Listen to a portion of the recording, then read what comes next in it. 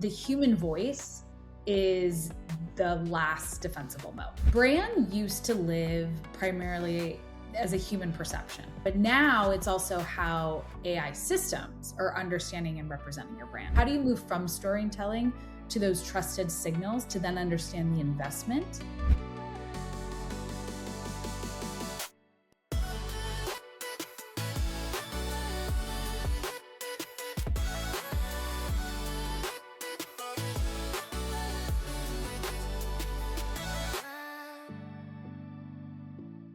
Awesome. Alex, how are you doing?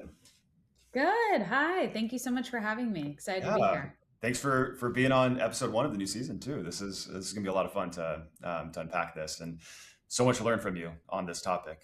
So I'm really looking forward to it.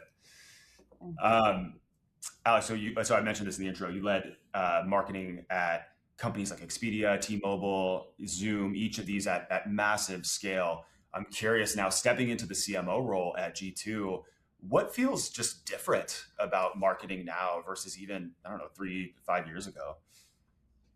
Well, I feel like every 6 months is now changing. So the Yes. idea of kind of this 3, 12 year, it's all changing so fast. But Yeah. I sometimes describe being a CMO, especially today, as you're building this plane while also flying not only through this like thunderstorm, but almost like this AI generated thunderstorm. Mm, It's a little dramatic, but I think it's the speed of which things are changing right now is so real. And as I yes. mentioned, this is not just even what's in 12 months, what's in 6 months, what's even going to come out next week. Every day, something new is being launched. And I think this is where we're Yeah. constantly pivoting and changing. And so at Zoom, where I rebuilt our entire digital ecosystem, and at Expedia, that's where I launched at the time, like, what is personalization, a new customer data platform, especially on your website. Even then, those fundamentals of really discoverability were kind of stable. It was you Right. optimized search, you ran a funnel, you measured clicks or your rankings. But now all of that is changing. And this new mechanism of really discovery itself has completely changed. And so at G2, we're seeing where 50% of software buyers really start the research at AI chatbot components. And that is Mm, up 7% from last year, which is huge. So wow. already we are seeing these changes growing year over year. But the question that I think marketers and myself are asking over time and what's shifted is no longer like, are you ranking? It's, are you being cited? And are we Right. trusted by these systems? Because AI is definitely pushing us in this new direction. Yeah, it's really interesting that um, your background coming up as into the CMO role from performance marketing and search is so like, again, I keep using the word existential, but it feels like it is like so important to understand how people are discovering, evaluating products, and so on. And I think I saw some research from Godard at G2 or a post that he made that G2 is actually one of the most cited sources on the internet, kind of period. How did, just I'm curious, your background from the search and discovery kind of side of the industry shape your decision now to step into this role at G2? And just what about kind of that body of work feels just super important right now? My whole career has really anchored around how people find and I think evaluate things. And that's what Yeah. I've always driven to companies that are at the center of that. So Mm, there was travel at Expedia, connecting the world. There was collaboration in software with Zoom, where the world had to connect during a time that was very difficult. And so it's always been about, I think, solving for how do you show up in the moment of the decision when people need to make the decision the most and have trust in that company. yeah. And when I was searching for the next opportunity and G2 reached out, it was really sitting at the center of that shift and how people are now understanding where you have to be in citations. And Yeah. G2 is at the center of that. So, as you mentioned, we are the number one source for B2B software across citations, across ChatGPT, Perplexity, Gemini, Claude, all of them. Wow. And we actually are in the top 20 cited domains by AI models. We're actually ahead of Instagram, so I'll call us out Wow. as being a leader here. But that's really what I was looking for, is not only that pivotal moment that we need to meet right now as a business and a company, but really also the culture. You had mentioned Godard. I wanted to over index on culture and people. Mm, And that's really exactly what G2 delivers in that marketplace shift of where we sit as that number one review site in the world. yeah. And now with our new acquisition that we had of Capterra and Software Advice and GetApp, we now Yeah. reach 200 million annual buyers. And so I think this is just the beginning. It's been so wild just to watch the G2 like press room over the last 2 months here, 3 months in 2026. The work you guys are doing is amazing. Um, like I want to get the provocation out of the way because I'm dying to get your take on this question. Um, there's been this old adage in marketing that like people buy from people. Mhm. A whole lot of I don't know, brand driven marketers like me like feel really compelled by that and say like, hey, humanity retains a very important role in the AI era in terms of how products are bought. But you're the expert on this topic, and now, of course, with G2, like powering a lot of that unique context. Um, from where you sit today, uh, do you think that will always be true? This idea of people buying from people, or is there a world where like a buyer side agent and a seller side agent like negotiate, and we're sort of just out of the decision tree, kind of altogether? I think that becomes more true and not less, more than ever. And Mm, because while I think the mechanism of like the machine mandated piece is there, the human voice is the last defensible moat. Like that is mm, so important, is that human aspect. And I think there's this idea of like, do you build for human? Do you build for agent? You need to build for both. yeah, That's not going to go away. But AI doesn't replace the trust component. I think it just amplifies that the trust, especially customer led voice and the trust in the customer, is more important than ever. It's yeah, around the authenticity, the human user generated content. All of that is what's feeding these models. But mm, now you have the agents that are crawling and scraping and understanding where that lives.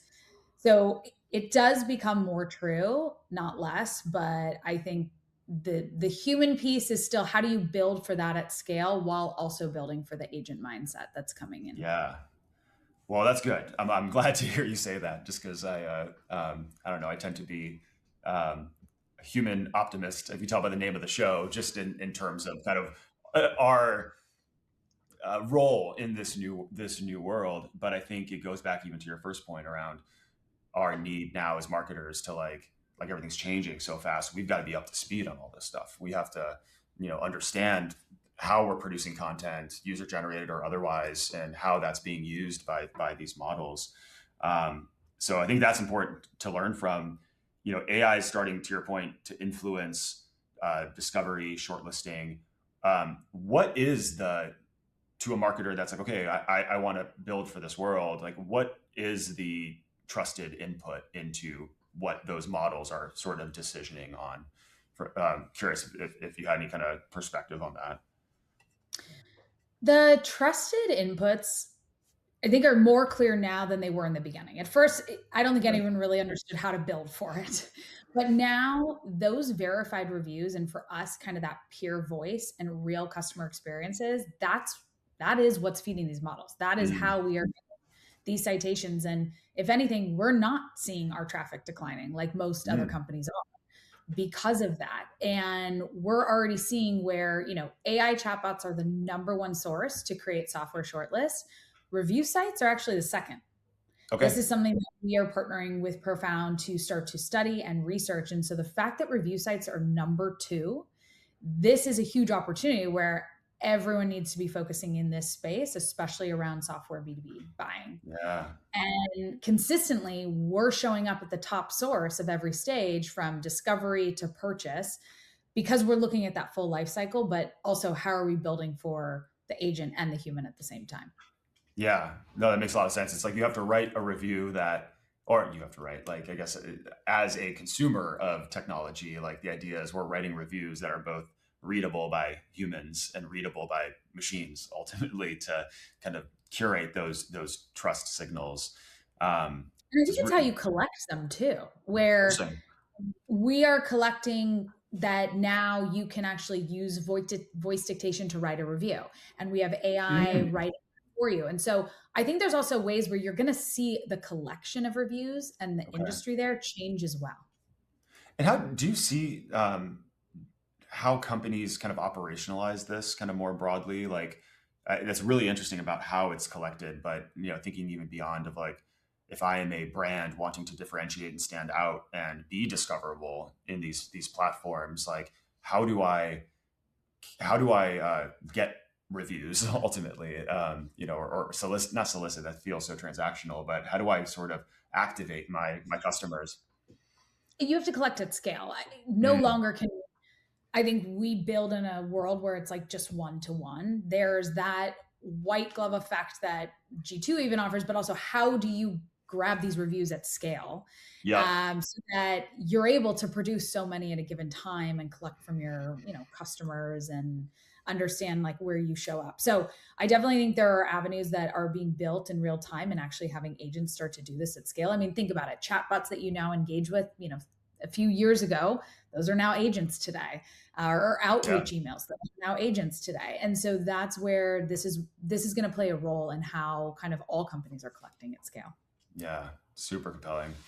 I feel like I have a personal mission as I don't know, whatever I am these days, marketer, founder, whatever, and G2 around brand and the importance of brand in this new era. I think y'all had a conference 6 months ago or something where like brand discovery, if I remember correctly, or something along those lines was sort of a main theme. Um, I believe the framing from the event was AI discovery is the new brand frontier.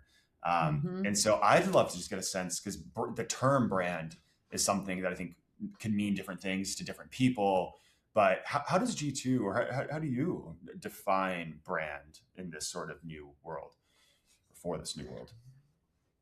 Definitely for this new world. And brand used to live primarily as a human perception of just how folks thought about your brand, obviously the external perception that you put out, but now it's also how AI systems are understanding and representing your brand, which is very different Mm, to build for.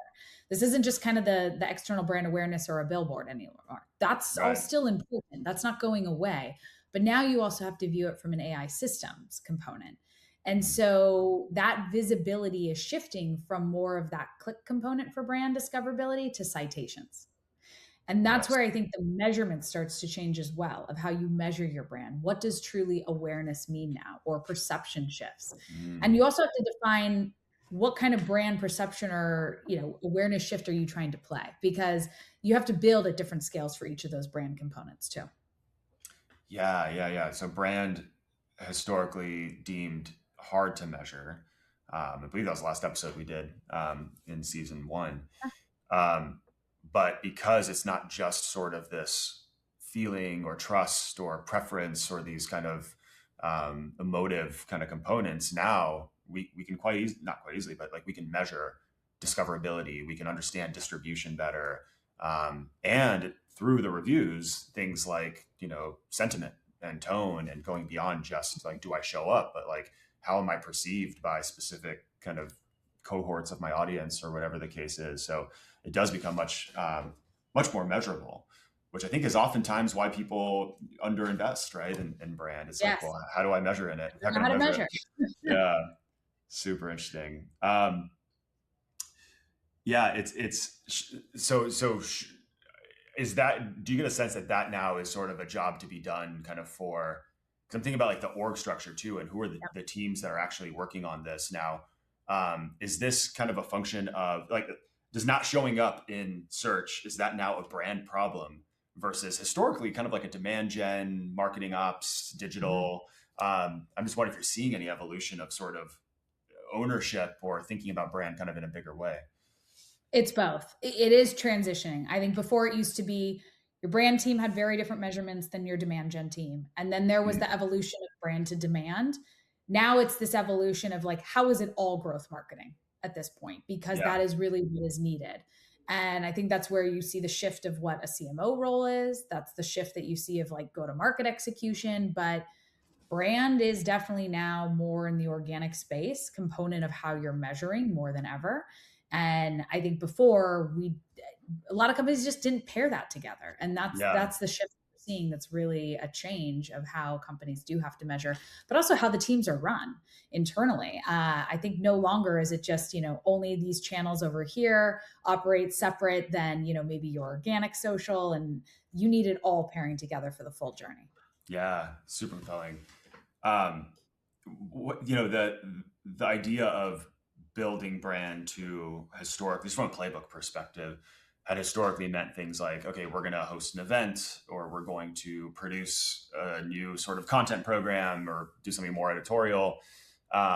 It felt like corporate marketing ish, I would say, or adjacent. I don't know if there's a way to put it. But you mentioned growth coming into play, which, at least, I don't know, within like the budget, like arguments within the team, typically it was like growth versus brand, or growth versus corporate, or something Mhm. to that end. I'm curious, what do you think building brand, like, how does it look differently now? Are these things kind of integrated, or is not organizationally, but do some of the tactics and channels kind of that historically have been more on the corporate marketing side, so events and things like that, now fit in with this idea of discoverability and on search, or are they still kind of under the brand halo, but kind of disparate jobs to be done, doing different things across the marketing organization? That plays a role of the go-to-market strategy, but more around this brand visibility. Mm. Where this becomes more important than ever is now you need to connect it to pipeline and revenue, Mm. and Right. whatever the main, end target goal is that I think all companies are focused on, whether you're B2C or B2B. But the shift is really moving. Storytelling's still a part of it all, but how do you move from storytelling to those trusted signals to then understand the investment? Mm. And that's the piece where that storytelling needs to be in every touch point along the way, tied all the way back to the revenue that you need to be looking at from the very beginning lens of where you're showing up along the customer journey.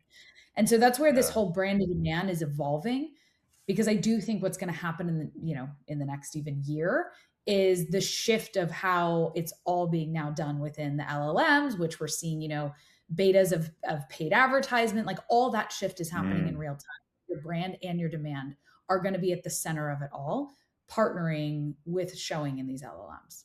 Yeah. Yeah. It's like the trend is it's becoming so much easier to build product now, that distribution and all of this becomes the kind of the unanswered question, or the kind of major focal point for businesses that want to stand out. Um, for many marketers, a lot of this might feel like overwhelming, or like there's just so much is Yeah. changing. You do a lot of advising today, so I would love to kind of tap into your advisory kind of, thoughts on how do you unlearn as a marketer the Mm. things that you've um, has been your playbook for your whole career, or just certainly for the last kind of chapter. And if you could coach them maybe on like one element to really double down on, or really invest in, curious kind of where you would, how would you would steer them? The unlearning is, it's a real thing. I think Mm. everyone is saying, what do you unlearn to relearn? The entire tech stack of what even SaaS businesses have been sitting on for years, it is very different now. And all of Mm. that has to be unlearned to that capacity to relearn what it should really look like.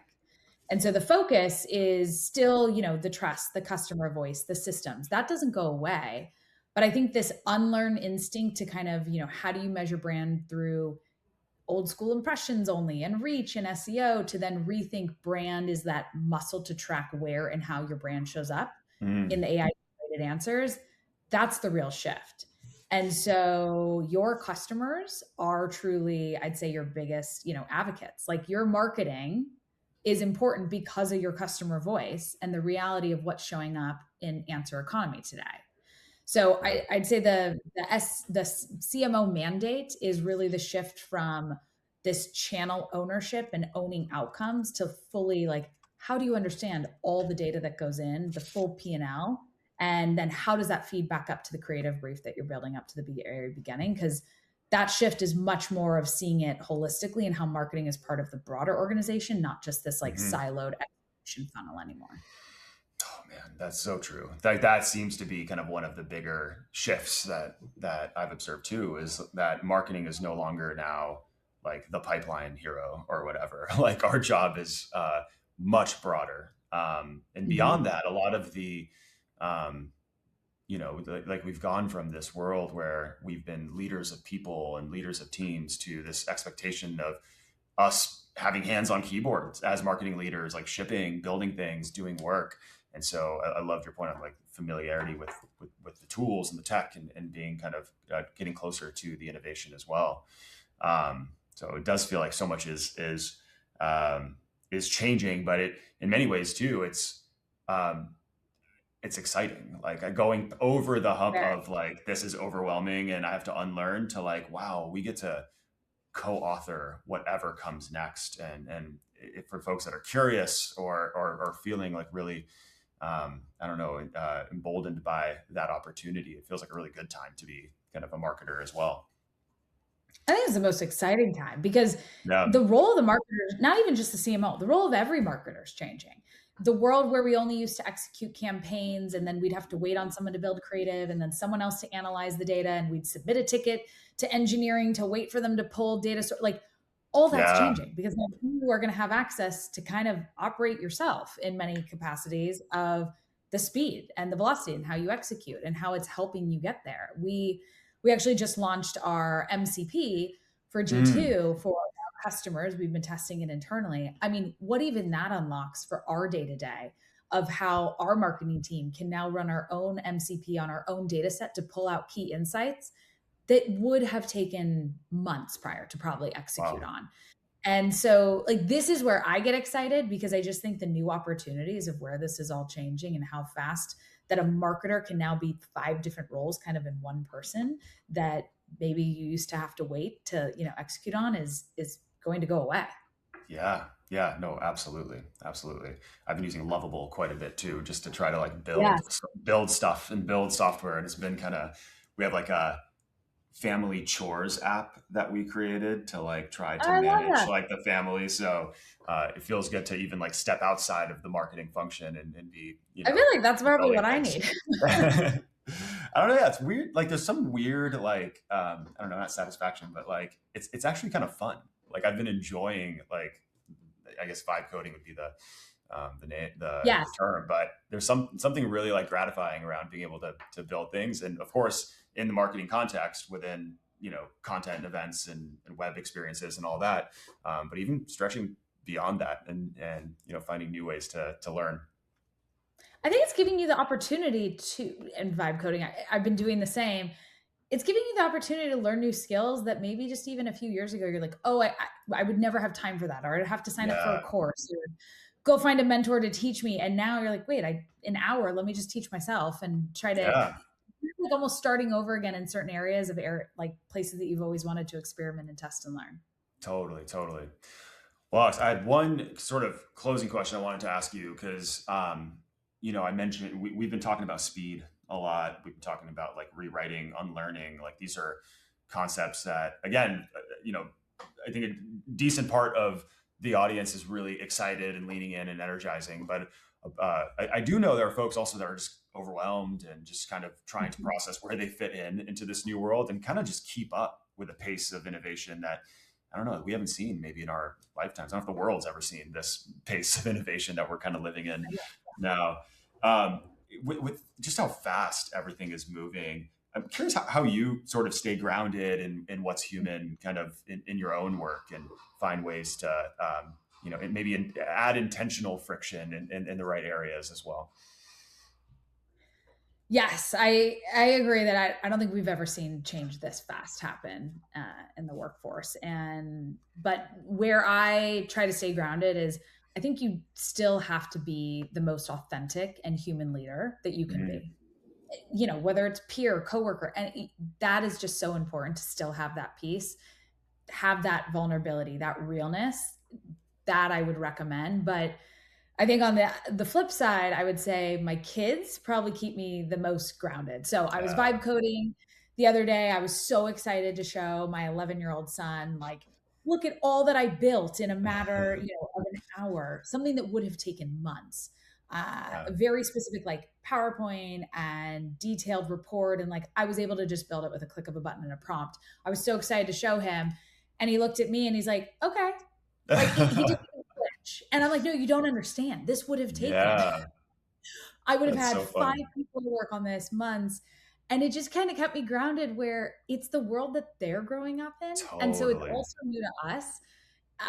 But he didn't even flinch. And I think it's a good reminder of, as we evolve, the world is growing so fast with us. And so, our kids are going to see it very different. But Yeah. I'd say it keeps me focused on what actually matters underneath the technology, which I think is that human connection Yes. and that trust and the real experiences. And that's what's going to last. At the end of the day, he's like, that's great. Can we go outside now and play? I'm like, Yeah, totally. okay. Yeah, Yeah. exactly. Can we go be kids and Yeah, click can we just go around be and touch? kids Yeah, and I'll figure this out. So yeah, I think that's what keeps me grounded. that's great. Well, look, before we break, is Arizona going to win the national championship this year? Oh, I Or, hope. yeah, Of course. No, they're my number one in the bracket all the way. Sweet 16 kicks off today. So for any awesome. U of A Arizona fans, I'll be rooting Yeah. for them all the way. Well, we're filming from Arizona here, so by proxy, we'll support them as well. Good. Alex, thank you so much, and again for all the incredible things that we're seeing from G2. Just feels like we can feel the momentum on the other side of the posts and everything that y'all are sharing. So, congrats on the new chapter. Where can folks follow your story and kind of keep in touch? Yes, definitely find me on LinkedIn, Alexandra London. Follow G2 as well, because there's a lot of new products coming out. And I think you'll be pretty amazed of what we're building when it comes to being the number one cited in LLMs. Amazing. Thank you so much, and thanks everybody for watching. And we'll see you next week.